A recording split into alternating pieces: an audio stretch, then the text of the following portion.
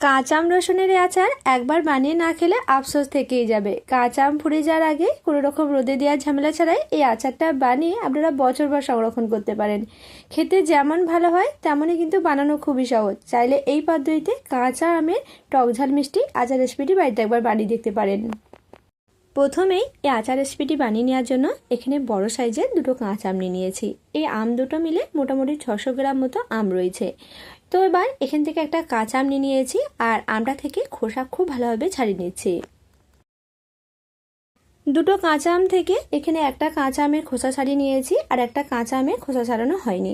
এবার এখানে এই ধরনের একটা গেটার নিয়ে নিয়েছি আর খোসা ছাড়ানো এই আমটা খুব ভালোভাবে গেটার দিয়ে গ্রেট করে নিচ্ছি।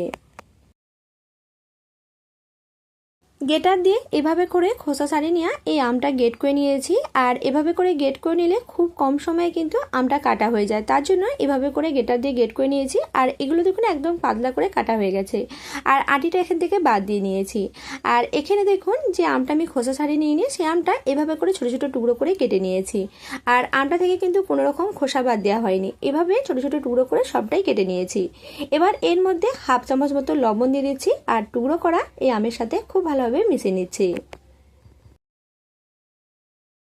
পরিমাণ মতো লবণ খোসা সমেত টুকরো করে নেওয়া এই আমের মধ্যে দিয়ে মিশিয়ে নিয়েছি। এবার এটা 10 মিনিট মতো সময়ের জন্য রেস্টে রেখে দিচ্ছি। এটা এক সাইডে থাক।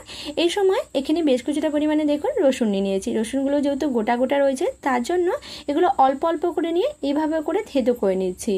রসুনের মধ্যে যাতে তেল এবং মশলাটা খুব ভালোভাবে ঢুকে যায় তার জন্য এইভাবে করে হালকা করে থেতো করে নিলে দেখবেন খুবই ভালো হয় আচারটা। তাই চেষ্টা করবেন রসুনগুলো অল্প একটু এভাবে করে থেতো করে নিতে। সব রসুনগুলোই এভাবে করে থেতো করে নিয়েছি। এগুলো কিন্তু খুব বেশি থেতো হয়নি, অল্প একটু থেতো করে নিয়েছি।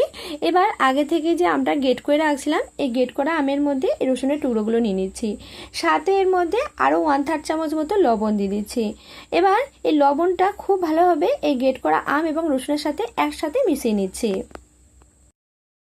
পরিমাণ মতো লবণ দিয়ে এগুলো একসাথে এভাবে করে মিশিয়ে নিয়েছি। এবার এটা এক সাইডে রেখে বেশ কিছুটা সময়ের জন্য রেস্টে রেখে দিচ্ছি। আর এই সময়ের মধ্যে আমি আচারটা বানানোর জন্য মশলাটা তৈরি করে নেব। তার জন্য কড়াইয়ের মধ্যে দিয়ে দিচ্ছি 2 চামচ মতো রাই সরষা বা কালো সরষা, সাথে এর মধ্যে দিয়ে দিচ্ছি 1 চামচ মতো সাদা সরিষা, আর দিয়ে দিচ্ছি 1 চামচ মতো মৌরি, সাথে এবার এর মধ্যে দিয়ে দিচ্ছি 1 চামচ মতো পাঁচফোড়ন, আর সব শেষে এর মধ্যে দিয়ে দিচ্ছি হাফ চামচ মতো মেথি। এবার গ্যাসের ফ্লেম লোতে করে দিয়ে এটা অল্প কিছুটা সময় নাড়াচাড়া করে হালকা লাল করে ভেজে নিচ্ছি।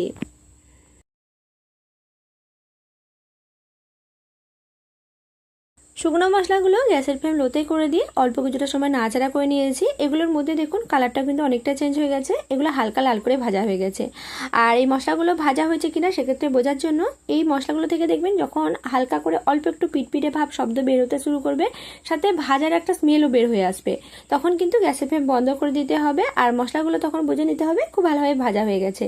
তো মশলাগুলো ভেজে নেওয়ার পর খুব ভালোভাবে ঠান্ডা করে নিয়েছি। আর একটা মিক্সার জারের মধ্যে এই ভাজা মশলাগুলো নিয়ে একদম মিহি করে পাউডারের মতো করে গুঁড়ো করে নিয়েছি।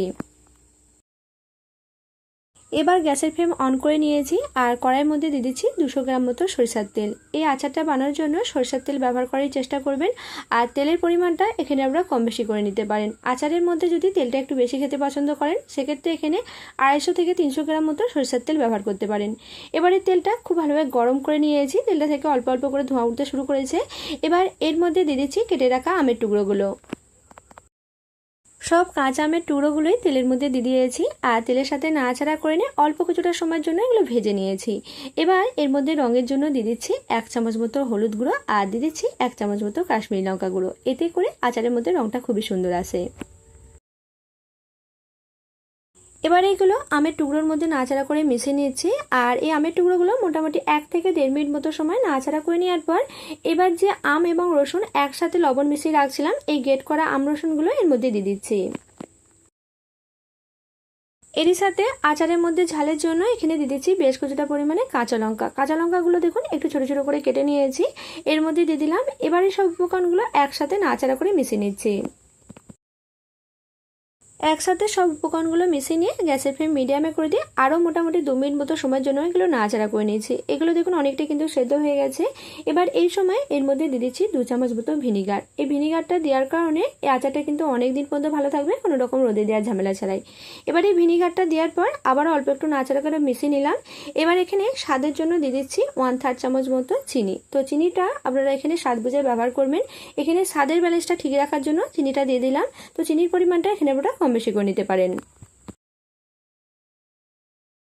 পরিমাণ মতো চিনি দিয়ে মিশিয়ে নিলাম। আর চিনি গলে যাওয়ার সাথে সাথেই এর মধ্যে দিয়ে দিচ্ছি আরও 1/2 চামচ মতো লবণ। আগে আমি আমের মধ্যে লবণ দিয়ে মিশিয়ে নিয়েছিলাম, আর টেস্ট বুঝে এখানে আরও 1/2 চামচ মতো লবণ দিয়ে দিচ্ছি। তো লবণের পরিমাণটা টেস্ট বুঝে এখানে ব্যবহার করবেন। আম টক না মিষ্টি তার উপর নির্ভর করে কিন্তু এখানে লবণটা ব্যবহার করতে হবে। এবার এই লবণটা মিশিয়ে নিয়ে আরও অল্প কিছুটা সময়টা নাড়াচাড়া করে নিচ্ছি। আরও অল্প কিছুটা সময়ের জন্য আচারটা নাড়াচাড়া করে নিয়েছি। মোটামুটি 1 মিনিট মতো সময়টা নাড়াচাড়া করে নিয়েছি। এর থেকে বেশিক্ষণ নাড়াচাড়া করার কোনো প্রয়োজন নেই, যেহেতু আচারটা সেদ্ধ হয়ে গেছে। তার জন্য 1 মিনিট মতো সময় নাড়াচাড়া করার পরে দেখুন বন্ধুরা, আচার থেকে কিন্তু তেলটা অনেকটাই ছেড়ে গেছে।